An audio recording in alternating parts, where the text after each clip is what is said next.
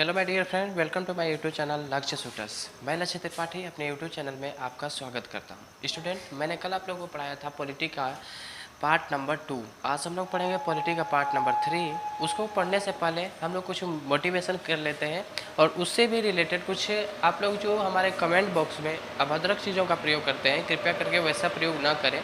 क्योंकि जैसे मान लीजिए आप लोग वीडियो देखते हैं, उससे अधिक भी कुछ लोग देखते होंगे, फिर वो कमेंट पढ़ते हैं, तो आप लोग क्या कमेंट करते हैं? कुछ अच्छा कमेंट किया करिए, नहीं तो अन्यथा मत करिए, उससे मुझे कोई दिक्कत नहीं है।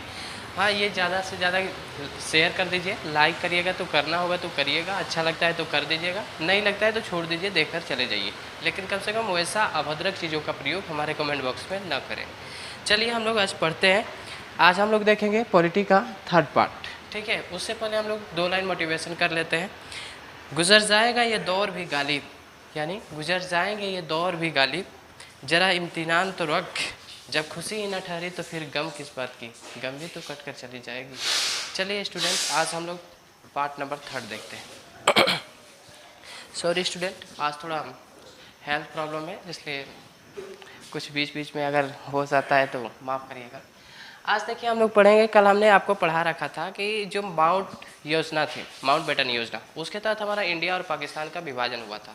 अगर कोई आपसे ये पूछे कि माउंट बेटन योजना आया कब था, तो ये लागू हुआ था 3 जून 1947 को, ठीक है। इसी के तहत जो हमारा पाकिस्तान और इंडिया का डिवाइडेशन हुआ था, या फिर कह सकते हैं हम लोग कि जो पाकिस्तान था इंडिया से कटकर अलग हुआ, ठीक है। उसके बाद हुआ था बांग्लादेश और पाकिस्तान, उसको हम लोग बाद में देखेंगे क्योंकि उसको मुक्ति बाहिनी सेना ने कराई थी।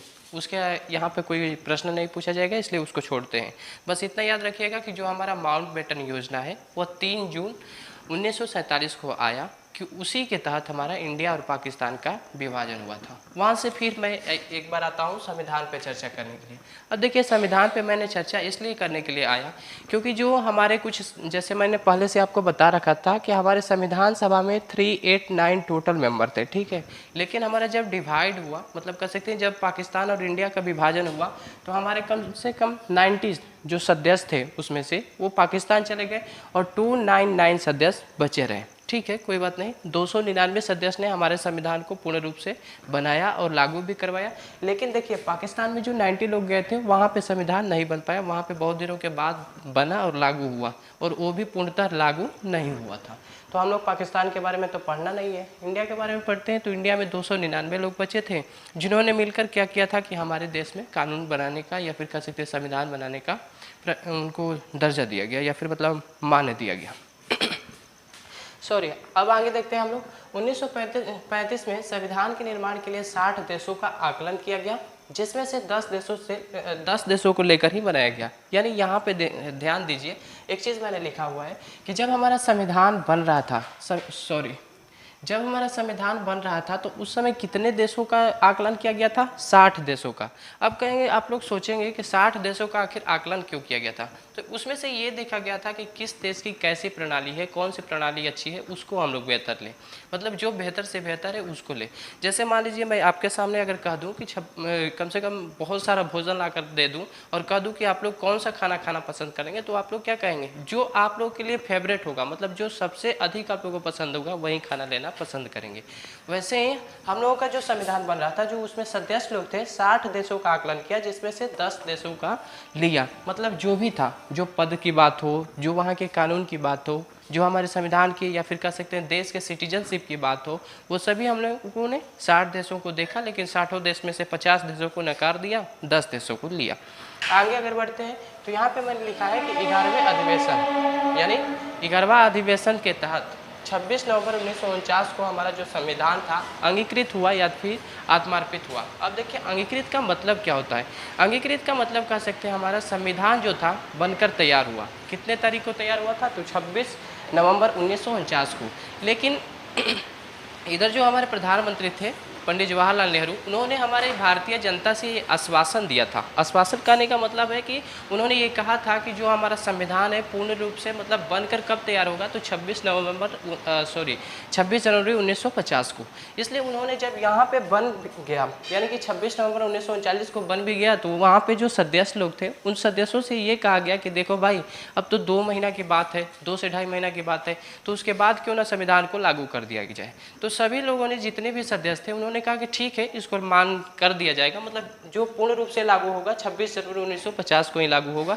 लेकिन देखिए कुछ ऐसा पॉइंट है जिसको कि हम लोग अभी मानना चाहते हैं, मतलब 2-4 पॉइंट ऐसा मिला हुआ था, क्लू दिया गया था कि नहीं इसको अभी लगवाना जरूरी है, नहीं तो फिर हमारा दिक्कत हो जाएगा, यानी संविधान खुद खतरे में पड़ जाएगा।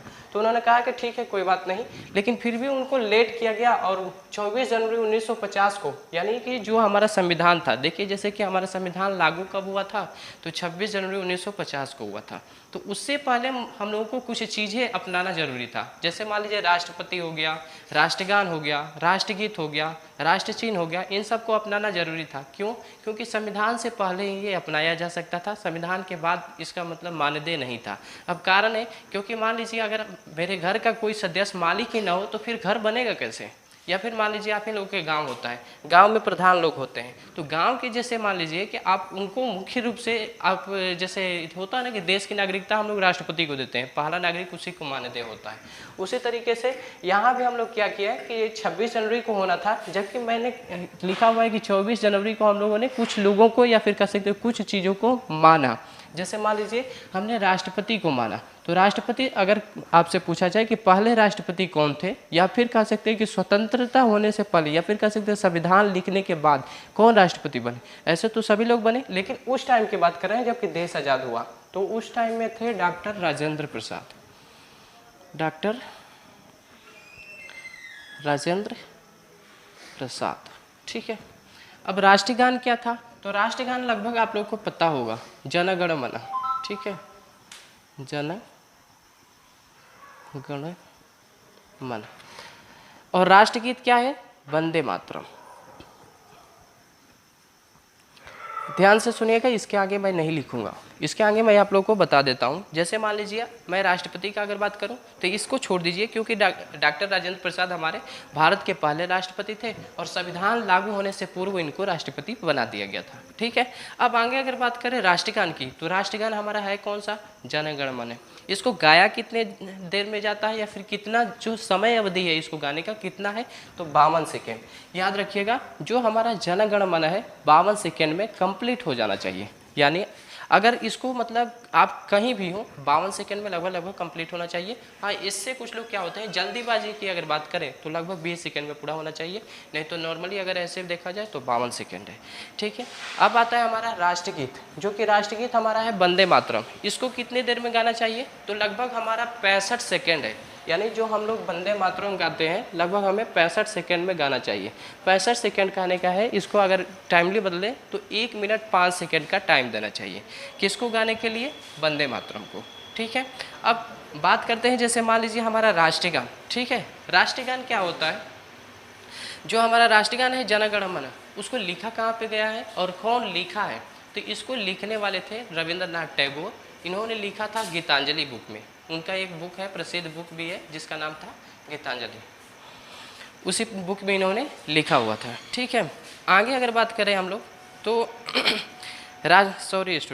जैसे आगे बात करते हैं हम लोग राष्ट्रगीत की। राष्ट्रगीत कौन सी थी, वंदे मातरम। इसको गाना कितने, जो गाया गया उस समय अवधि कितनी थी, उनको लेना कितना था, तो लगभग 65 सेकेंड। लगभग क्या श्योरिटी है 65 सेकेंड, जिसको कि अगर हम लोग कन्वर्ट करें तो 1 मिनट 5 सेकेंड कह सकते हैं।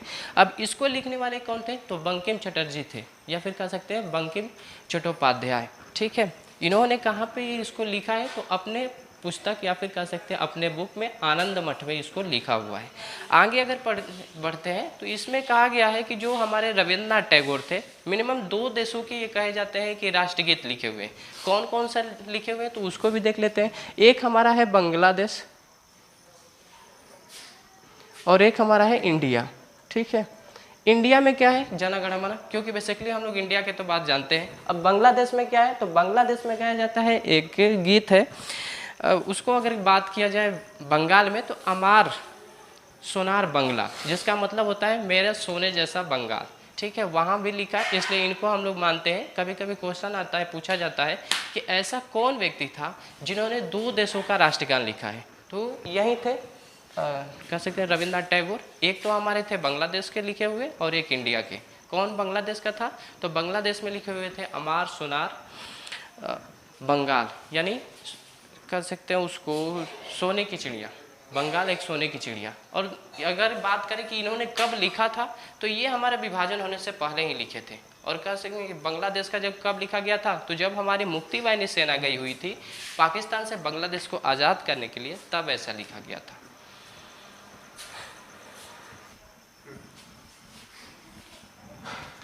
चलिए आगे पढ़ते हैं। इतना याद रखिएगा कि जो रविंद्रनाथ टैगोर थे, 2 देशों का उन्होंने राष्ट्रगान लिखा हुआ है, एक बांग्लादेश का और एक हमारे देश का। हमारे देश का आने का मतलब है इंडिया का। इंडिया का है जन गण मन, और बांग्लादेश का है अमार सोनार बंगला, जिसका हिंदी का अगर मतलब निकाले तो मेरा सोने सा बंगाल होता है। उसको लिखा कब, इसके बारे में पढ़ते हैं। देखिए हमने लिखा हुआ है मुक्ति वाहिनी सेना। अब जो एक चीज़ बताइए, जब हमारा देश आज़ाद हुआ, आज़ाद के बाद माउंटबेटन योजना आई जो कि 3 जून को आई हुई थी, और उससे क्या हुआ कि हमारे भारत और पाकिस्तान का विभाजन हो गया। ठीक है, विभाजन के बाद अब आगे बढ़ते हैं, तो जो हमारा बांग्लादेश था और पाकिस्तान था एक ही था सॉरी स्टूडेंट, एक ही था, अलग अलग नहीं था। बीच में क्या हुआ कि पाकिस्तान ने क्या किया कि जो हमारा बांग्लादेश था, जैसे कि मान लीजिए शहर तो था ना, जैसे मान लीजिए ये पाकिस्तान में ही बांग्लादेश आ गया हो, जैसे सपोज दैट, एक सपोज कर लीजिए, ऐसा है नहीं, ये मान लीजिए कि बांग्लादेश, ये वाला पाकिस्तान हो गया, ये बांग्लादेश हो गया, तो एक ही में इसने क्या किया कि यहाँ पे अपना कब्जा जमा लिया। और यहाँ के जो लोग थे, मतलब जो भी जनता थी, पब्लिक थी, उनको त्रासदी देने लगे। त्रासदी देने का मतलब कहने का है मेरा कि उनको क्या करने लगे, अपने प्रकोप से दबाव देने लगे, प्रेशर देने लगे, जैसे कि अंग्रेजों ने किया हुआ था, अंग्रेजों के जैसे उन्होंने झेला हुआ था। तो उन्होंने क्या किया कि हमारे देश के सेना से मदद ली। अब सेना में हम लोगों की कौन सी थी, ऐसे भी जानते हैं जब हमारे देश की सेना जहाँ भी जाती है तो हम बड़ी लतियाती है। जैसे मान लीजिए हमारे देश की सेना से गुहार लगाया गया, तो बांग्लादेश को बचाने के लिए एक सेना गई, उस सेना का नाम क्या था, मुक्ति वाहिनी सेना। अब देखिए मुक्ति वाहिनी सेना गई ना, तो वहाँ को मुक्ति दिला दी। मुक्ति दिलाने का मतलब है कि पाकिस्तान के सैनिकों को इतना लतिया दी कि फिर पाकिस्तान के सैनिक ही पहले से ही भयभीत हो गए। देखिए एक कहा जाता है, एक कहानी आपको सुनाते हैं अफगानिस्तान की। एक बार क्या हुआ था कि जो हमारे इंडियन नेवी के जो जवान होते हैं, उनकी जहाज़ जा रही थी। उस जहाज़ में हुआ क्या कि कुछ जवान थे और सामान भी था। तो सामान में जैसे कि नहीं होता है कि ट्रेनिंग के ड्यूरेशन में जवान चले जाते हैं, तो उसने क्या किया कि अफगानिस्तान वालों ने हमारे देश का जो जहाज़ था उसको कैप्चर कर लिया। कैप्चर करने का मतलब है हाईजैक कर लिया। ठीक है, जैसे कि अपने अंडर में ले लिया, और अंडर में लेने के बाद उसने पकड़ लिया और बहुत खुशी मनाई, हम लोगों ने एक जहाज़ पकड़ लिया, वहाँ का मतलब उसको लूट पाट लेंगे, ये कर लेंगे, वो कर लेंगे। तो इधर इंडिया वालों को पता चल गया, तो इंडिया के जो प्रधानमंत्री थे या फिर कह सकते हैं राष्ट्रपति जो थे, उन्होंने कहा कि भाई देखो हमारा तो जो जहाज़ था उसको कैप्चर कर लिया गया है या फिर उसको पकड़ लिया गया है, अब हम लोग क्या करें। तो जो यहाँ की सरकार थी उसने कहा कि कोई बात नहीं, हमारे पास एक सेना है जिसका नाम क्या है, मार्को कमांडो। ठीक है, उसका नाम क्या है, मार्को कमांडो, उसको भेजा गया। तो जब वो गई ना अफगानिस्तान में, तो इतना उसको मतलब लतियाया, इतना लतियाया कि उसने कहा कि देख भाई तुमने ऐसा क्यों किया हमारे साथ, कम से कम तुम्हारा जहाज़ है तो एक फ्लैग तो लगा देना चाहिए, तभी से हमारा देश जो है चाहे कुछ भी लेकर जाए या फिर लेकर आए, हमारा जब भी देखेंगे चाहे जहाज़ हो या फिर चाहे शिप हो। देखिए जहाज़ और शिप अलग अलग, मैंने कहा एक हमने जहाज़ इसलिए कहा क्योंकि जहाज़ होती है एरोप्लेन, और एक हमने कहा शिप यानी कि जो पानी की जहाज़ है। दोनों पर जब देखेंगे ना तो आगे है, या फिर जब ट्रेन को ही मान लीजिए, जब भी देखेंगे कहीं ना कहीं फ्लैग हमारा लगा होगा, तभी से हमारा ये फ्लैग लगाना प्रचलन में चला। यानी कि जब हमारे जाकर अफगानिस्तान में जो मार्को कमांडो थे अफगानिस्तान के सैनिकों को खूब लतिया दिए, तो उसके बाद से हम लोग क्या करने लगे, कहे कि नहीं भाई इन लोगों का भी बात सच में है, तब से ये फ्लैग लगाना स्टार्ट करो, नहीं तो फिर दिक्कत हो जाएगा। और उसी ने कहा कि देखो भाई किसी भी देश के सैनिकों से लग जाना, लेकिन भारत के सैनिकों से मत लगना। और तब से ना ही वो हम लोगों से झगड़ा करता है या फिर ना ही किसी चीज़ का मतलब कह सकते हैं कब्जा करता है। वो इतना डर गया ना कि उसके जो सैनिक है कहते हैं कि नहीं नहीं नहीं, सब देश से लड़ेंगे लेकिन इंडिया के देशों से नहीं लड़ेंगे। चलिए आगे करते हैं। तो उसने क्या किया, जो मुक्ति वाहिनी सेना थी उसने 1971 में जाकर पाकिस्तान से बांग्लादेश को स्वतंत्र करा दिया। स्वतंत्र करा दिया तो भाई वहाँ पर भी राष्ट्रगान की आवश्यकता पड़ी। तो राष्ट्रगान वहाँ का पहले से लिखा गया था, लेकिन राष्ट्रगान की घोषणा नहीं हुई थी कि नहीं भाई यही हमारा राष्ट्रगान रहेगा, ये नहीं कहा गया था। ठीक है, आगे देखते हैं। 24 जनवरी 1950 को संविधान की 12वीं एवं अंतिम अधिवेशन हुआ था। यानी अगर कोई आपसे ये पूछे कि हमारे संविधान का जो अंतिम अधिवेशन था कब हुआ था और कौन सा था, तो पहले तो ये कहिएगा कि जो हमारा अधिवेशन था 12 अधिवेशन हुआ है और वही 12वां अधिवेशन हमारा लास्ट अधिवेशन था। और ये कोई पूछे कि कितने तारीख को हुआ था, तो हमको मतलब कह सकते हैं कि 24 जनवरी 1950 को हमारा लास्ट अधिवेशन था। ठीक है स्टूडेंट, दूसरा चीज़, आज का वीडियो यहीं पे समाप्त करते हैं, मिलते हैं कल। लेकिन आप लोग ध्यान रखिएगा, जो हमारे कमेंट बॉक्स में कमेंटबाजी कर रहे हैं थोड़ा संभाल कर करिए। वैसा मत करिए कि हमारे भी माँ बाप देखते हैं उनको ख़राब लग जाए या फिर मतलब कुछ हमको कहने लगे। ठीक है, मिलते हैं नेक्स्ट वीडियो में। जय हिंद, जय भारत।